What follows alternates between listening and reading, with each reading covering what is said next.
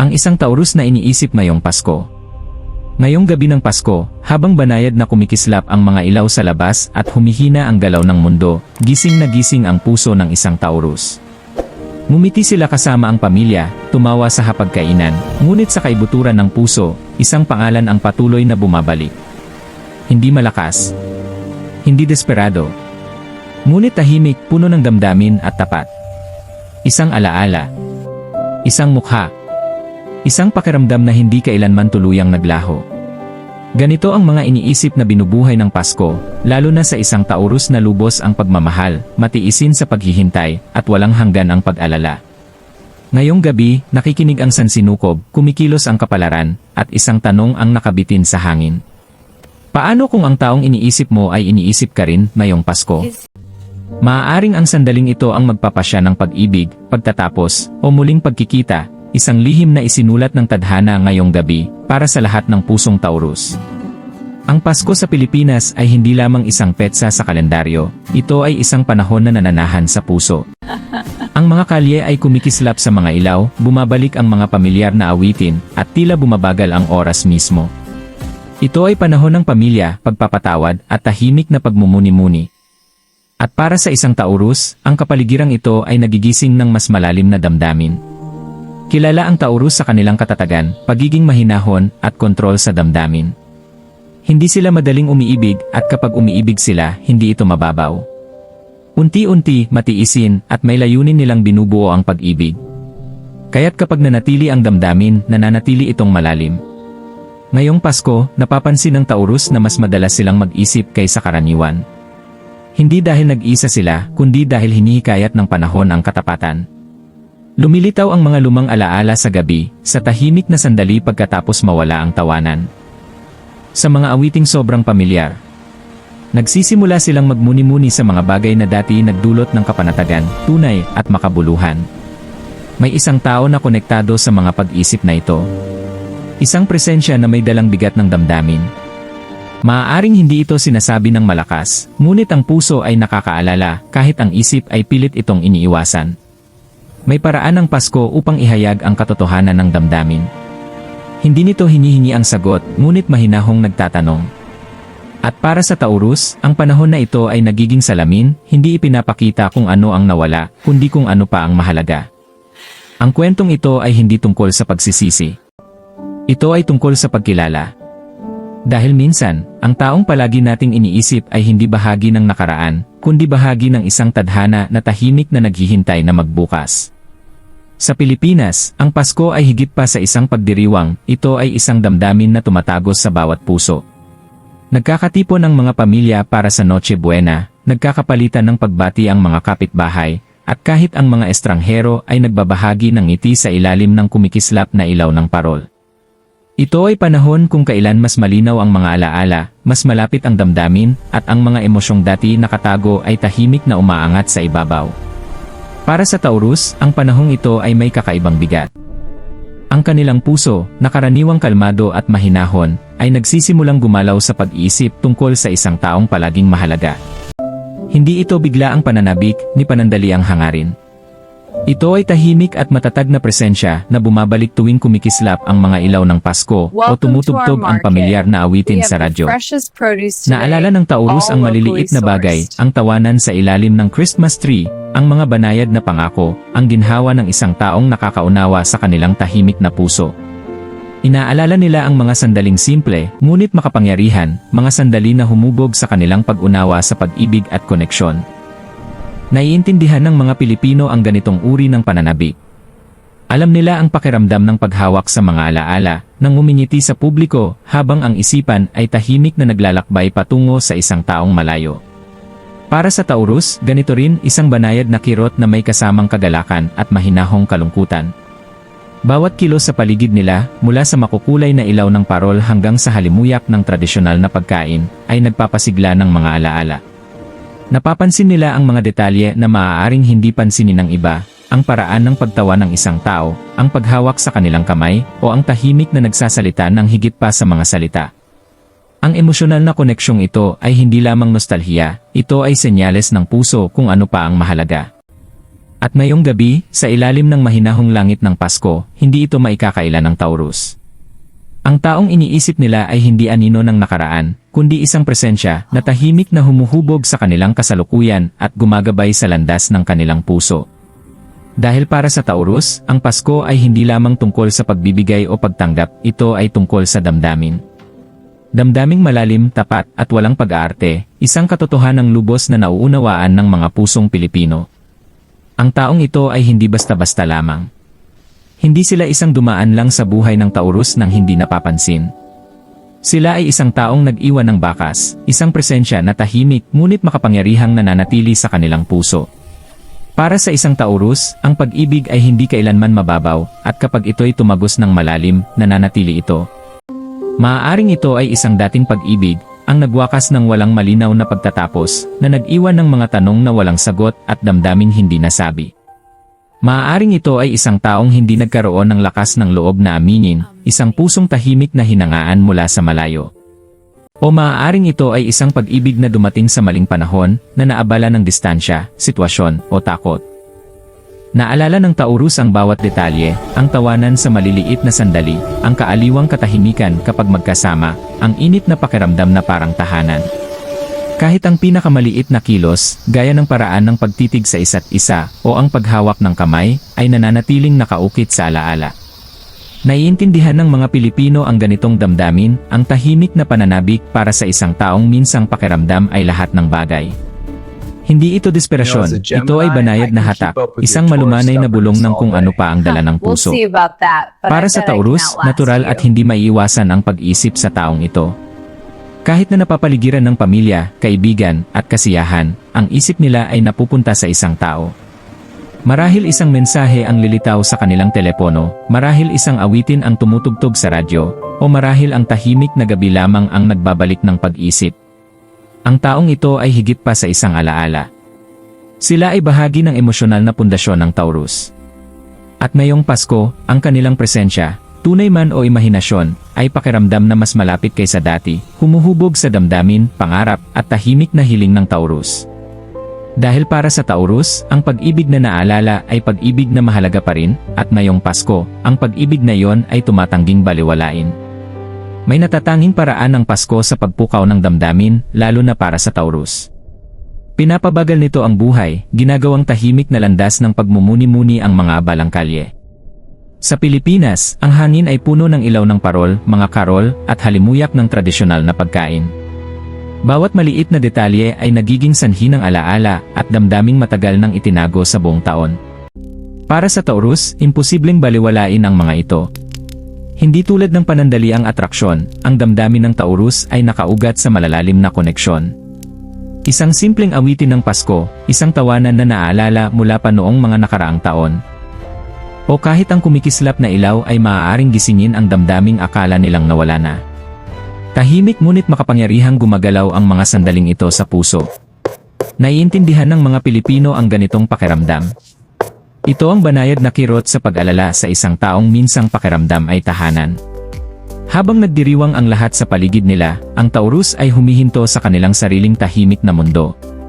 Naalala nila ang init, ang di sinasabing pangunawa, at ang ginhawa na dulot ng presensya noon. Hindi hinihingi ng Pasko ang pagpapahayag, binubuksan lamang nito ang puso sa pagmumuni-muni. Hindi maiwasan ng Taurus ang pagtatanong sa sarili, paano kung nakipag-ugnayan ako ng mas maaga? Iniisip din ba nila ako? Huli na ba para muling magkonekta? Ang mga pagninilay na ito ay hindi tanda ng kahinaan. Patunay ito ng lalim, katapatan, at paraan ng Taurus na parangalan ang mga taong pinakamahalaga. Ngayong Pasko, ang mismong panahon ay nagiging salamin. Hindi lang nito pinapaliwanag ang mga kalye, pinapaliwanag nito ang puso. At para sa Taurus, pinapakita nito ang presensya ng isang taong patuloy na bumabalot sa kanilang isip, tahimik na humuhubog sa kanilang damdamin, pangarap, at pag-asa sa pag-ibig na maaaring may pagkakataon pa. Ang Taurus ay tanda ng lakas, pagtitiyaga, at kontrol sa damdamin. Ngunit may paraan ang Pasko upang buksan kahit ang pinakamahinahong puso. Habang napapaligiran ng tawanan, kasiyahan, at ligaya ng pamilya, nararamdaman ng Taurus ang panloob na laban sa pagitan ng pride at puso, katahimikan at pagpapahayag. Sa isang panig naroon ang pag-iingat. Natatakot ang Taurus sa pagtanggi, sa posibilidad na ang pagsasalita ay maaaring sirain ang balanse na maingat nilang pinananatili. Bumubulong ang pride na mas ligtas na manatiling tahimik upang protektahan ang sarili mula sa posibleng sakit ng puso. Sa katunayan, bihira lang buksan ng Taurus ang kanilang puso ng basta-basta. Sa kabilang panig naman ay ang pananabik. Ang mga alaala ng pinagsaluhang ngiti, banayad na haplos, at tahimik na pangunawa ay mabigat sa damdamin. Nais ng puso na mag-abot, ipahayag ang matagal ng tinahimik, humihiling ng koneksyon, katiyakan, at palatandaan na ang nararamdaman nila ay kinikilala at pinapahalagahan. Naiintindihan ng mga Pilipino ang ganitong tunggalian, ang labanan sa pagitan ng ninanais ng puso at ng ligtas na hatol ng isip. Perpektong katawanin ng Taurus ang tensyong ito. Nag-aalinlangan sila, humihinto, at sinisiyasat ang bawat iniisip. Ngunit sa ilalim ng lahat, ang damdamin ay gumagalaw tulad ng tahimik na alon sa ilalim ng payapang dagat, hindi mapipigilan at matatag. Ang pakikibaka ay hindi tungkol sa kalituhan, ito ay tungkol sa lalim. Hindi kumikilos ang Taurus ng padalos-dalos. Ang kanilang pag-ibig ay sinadya, makabuluhan, at may lalim. Ngayong Pasko, bawat maliit na dahilan, ang ilaw ng parol, mga kantang puno ng alaala, init ng pagtitipon ng pamilya, ay nagtutulak sa kanila na harapin ang panloob na tunggalian. Kaya't nananatiling nakabitin ang Taurus sa pagitan ng katahimikan at pagpapahayag, naghihintay sa tamang sandali, tamang palatandaan, at lakas ng loob upang tulayin ang agwat sa pagitan ng kanilang puso at ng isang taong tahimik, ngunit matagal nang nananahan dito. Kahit na ang Taurus ay mukhang kalmado, mahinahon, at tila walang apektadong damdamin, madalas ang puso nila ay nagsasabi ng ibang kwento. Ang mga palatandaan ng emosyonal na koneksyon ay banayad, ngunit palaging naroroon. Maaaring paulit-ulit na iniisip ng Taurus ang mga lumang alaala, ang tawanan, maliliit na kilos, at mga tahimik na sandali na ibinahagi kasama ang isang espesyal na tao. Maaaring mapansin nila ang mga paalala kahit saan, isang awit na nagpapabalik ng alaala, isang pamilyar na amoy, o kahit isang parirala na minsang mahalaga. Bihira magsalita ang Taurus tungkol sa kanilang pinakamalalim na damdamin. Ang kanilang lakas ay nasa tahimik na pagtitiis, pasensya, at kontrol sa emosyon. Ngunit ngayong Pasko, may mga katotohanang hindi nila kayang ipahayag, kahit na malakas itong dala ng kanilang puso. Hindi nila aaminin kung gaano kadalas nilang pinapabalik-balikan ang mga sandali kasama ang isang espesyal na tao sa kanilang isip. Ang banayad na tawanan, ang makahulugang mga sulyap, ang maliliit na kilos na nag-iwan ng tatak, lahat ay kayamanang tahimik nilang pinanghahawakan. Hindi aaminin ng Taurus ang pag-asa na tahimik na nananatili sa kanilang loob, pag-asa sa isang mensahe, isang palatandaan, o pagkakataong muling makipag-ugnayan. Nag-aalinlangan silang lumapit, natatakot sa kahinaan, pagtanggi, o pagbaliktad sa maingat na balanse na kanilang pinananatili. Hindi rin nila aaminin kung gaano kalalim nila iniisip ang taong ito, kung gaano kalaki ang puwang na sinasakop ng individual na ito sa kanilang puso. Kahit sa pagtitipon ng pamilya o masayang selebrasyon, napupunta ang isip ng Taurus sa mga alaala, tanong, at what-ifs. Naiintindihan ng mga pusong Pilipino ang ganitong tahimik na pananabik. Ang tahimik na pagnanasa na hindi humihingi ng pansin, ang banayad na kirot sa pag-alala sa isang taong humubog sa iyong emosyonal na mundo. Ngayong Pasko, maaaring manahimik ang Taurus sa panlabas, ngunit ang kanilang damdamin ay malalim, tapat, at matatag. Maaaring hindi nila ito sabihin, ngunit alam ng kanilang puso, mahalaga pa rin ang taong ito, at minsan, ang pag-ibig ay pinakamalakas kapag tahimik itong hinahawakan, matiisin na pinapalaki, at tahimik na inaalala. May paraan ng Pasko upang ihayag ang mga katotohanang tahimik na dala ng puso. Para sa Taurus, nagdadala ang taong ito ng banayad, ngunit hindi maikakailang pagbabago, isang sandali kung saan tila kumikilos ang tadhana. May kakayahan ang sansinukob na ayusin ang mga pagkakataon na pakiramdam ay mga palatandaan, at ngayong gabi, imposibleng baliwalain ang mga ito. Maaaring ito ay isang mensaheng biglang lumitaw, na halos nakalimutang ipadala. O isang tawag sa telepono na nagbubuo ng distansyang akala nilang permanente na. Marahil ito ay pamilyar na boses ng isang taong minsang pakiramdam ay tahanan, o isang pagkakataong pagkikita sa ilalim ng kumikislap na ilaw ng parol. Ano man ang anyo nito, ginigising nito ang damdaming akala ng Taurus ay tahimik nang nanatili sa nakaraan. Naiintindihan ng mga Pilipino ang mahika ng ganitong mga sandali, ang tahimik na serendipity na tila dala ng Pasko.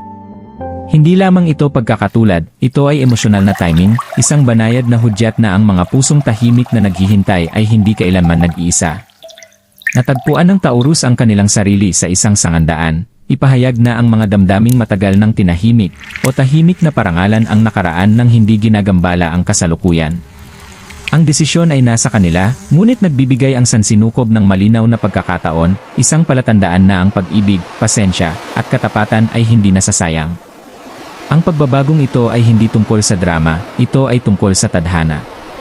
Paalala ito na ang mga koneksyong mahalaga ay hindi nawawala, naghihintay lamang ng tamang sandali upang muling sumiklab. Ngayong gabi, maaaring sulyapan ng Taurus kung ano ang tahimik na humuhubog sa kanilang puso sa buong panahong ito, isang revelasyon na maaaring gawing malinaw ang pananabik, tapang ang pag-aalinlangan, at muli nitong gawin ang alaala na totoo. Dahil ngayong Pasko, ang tadhana ay nagsasalita ng mahinahon, ngunit malalim para sa mga handang makinig. Ngayong Pasko, may tahimik na mensahe ang sansinukob para sa Taurus, panahon na upang makinig sa puso, at parangalan ang mga damdaming matiisin ng naghihintay. Palaging pinahahalagahan ng Taurus ang pasensya at pag-iingat, ngunit minsan, ang puso ay humihiling ng aksyon, hindi katahimikan. Hinihiling ng sansinukob sa Taurus na maging tapat sa kanilang sarili. Kilalanin kung ano talaga ang nararamdaman ng walang hiya o pag-aalinlangan. Maunawaan na ang pagiging bukas sa damdamin ay hindi kahinaan, kundi pintuan patungo sa mas malalim na koneksyon at emosyonal na katuparan. Hinihikayat silang magtiwala sa kanilang intuisyon. Kung may damdamin, alaala, o tao na patuloy na may puwang sa puso, nararapat itong kilalanin. Kahit ito man ay humantong sa muling pagkakaunawaan, kaliwanagan, o simpleng emosyonal na pagtatapos, ang pakikinig sa sariling puso ay nagdudulot ng pagbabago. Alam ng kulturang Pilipino ang halaga ng pagmumuni-muni at pasensya, ngunit pinapahalagahan din nito ang tapang na magsalita, lumapit, at yakapin ang pag-ibig ng walang takot. Taurus, ito ang iyong paalala, hindi laging perpekto ang timing, ngunit ang gabay ng puso ay hindi kailanman nagkakamali. Me too. Tahimik na hinihikayat ng sansinukob ang Taurus na pakawalan ang hindi na nakakatulong, ngunit kumilos kapag ang isang koneksyon ay mahalaga pa. Hindi ito panawagan sa padalos-dalos, ito ay panawagan para sa balanse, katapatan, at tunay na pagpapahayag ng damdamin. Dahil ang Pasko ay panahon ng kaliwanagan, pagpapagaling, at tadhana. At para sa Taurus, ang pakikinig sa mga banayad na senyales ng sansinukob ay maaaring gawing malinaw ang pananabik, at gawing matapat na aksyon ang pag-aalinlangan. Pagkatapos ng Pasko, mararamdaman ng Taurus ang banayad na pagbabago sa kanilang puso. Ang tahimik na tensyon, ang mga naiwan pang kaisipan, at ang banayad na pananabik ay nagsisimulang magbago tungo sa kaliwanagan. Ang panahon, kasama ang lahat ng ilaw, awitin, at pagmumuni-muni, ay nagsisilbing tulay, ginagawang malinaw ang kawalang katiyakan. Maaaring maranasan ng ilang Taurus na ang taong iniisip nila ay lumapit, na nagbubukas ng pagkakataon para sa muling pagkonekta. Ang mga pag-uusap na minsang naantala o iniiwasan ay ngayon may dalang kahulugan, katapatan, at lalim ng damdamin. Para sa iba naman, ang pagtatapos ay dumarating sa ibang paraan, isang tahimik na pagkilala na ang nakaraan ay nagkaroon ng halaga, na nag-iwan sa puso ng mas magaang at mas marunong. Naiintindihan ng mga Pilipino na ang panahon pagkatapos ng Pasko ay madalas na panahon ng pagmumuni-muni at muling pagsasaayos. Makikita rin ng Taurus na ang kanilang emosyonal na pundasyon ay mas tumibay, maging sa pamamagitan ng muling pagkakakonekta, o sa pagkatuto na pakawalan ng walang pagsisisi. Ang mahika ng panahon ay hindi nagtatapos sa huling karol o huling ilaw. Ito ay nananatili, bumabalik sa alaala ng mga aral ng pag-ibig, pasensya, at emosyonal na tibay. Napagtatanto ng Taurus na ang taong iniisip nila, malapit man o malayo, ay humubog sa isang kabanata sa kanilang puso na hindi na mabubura. Ang pagmumuni-muni na ito ay nagbibigay daan sa Taurus na magpatuloy ng may kapayapaan, handang yakapin ang darating na taon ng may kaliwanagan, pasasalamat, at tahimik na tiwala na ang tunay na damdamin, kapag kinilala, ay palaging ginagabayan ang puso patungo sa kung ano ang nakalaan. Ngayong Pasko, natuklasan ng Taurus ang isang bagay na simple, ngunit malalim, ang pag-ibig na naalala ay hindi kailanman tunay na nawawala. Ang taong iniisip nila ay hindi lamang alaala, sila ay bahagi ng kanilang emosyonal na paglalakbay, tahimik na humuhubog sa kung sino sila at sa kung sino ang kanilang nagiging. Ngayong gabi, habang kumikislap ang mga ilaw ng parol at pumapailan lang ang banayad na himig ng mga karol, nauunawaan ng Taurus na ang pagmumuni-muni, pasensya, at katapatan ay hindi nasasayang. Kahit ito man ay humantong sa muling pagkakakonekta o emosyonal na pagtatapos, ang pagkilala sa katotohanan ng puso ay isang regalo na rin. Alam ng mga Pilipino na ang panahon ng Kapaskuhan ay panahon ng kaliwanagan, pagpapagaling at pagtanggap sa mga damdaming minsang itinago. Nakinig, nagmuni-muni, at pinayagan ng Taurus ang kanilang puso na magsalita ng tahimik ngunit matatag. At ngayon, handa na itong umusad na may pangunawa, tapang, at kapayapaan. Kung ikaw ay isang Taurus na nanonood nito, tandaan, ang taong iniisip mo ngayong Pasko ay mahalaga. Malapit man o malayo, maging ang sandali ay para kumilos ka o para pakawalan, magtiwala sa iyong puso. Alam nito ang daan. Kung ang kwentong ito ay tumimo sa iyo, i-like ang video na ito, ibahagi sa isang taong kailangan itong marinig, at mag-subscribe para sa higit pang Zodiac Insights na ginawa para sa mga pusong tulad mo. Ngayong Pasko, hayaang gabayan ka ng sansinukob, hayaang magsalita ang iyong puso, at tandaan, ang pag-ibig na tahimik na hinahawakan ay pag-ibig na malalim na nauunawaan. Dahil ang taong iniisip ng Taurus ay hindi naroon ng aksidente, may plano ang tadhana, at ang Pasko ang mensahero nito.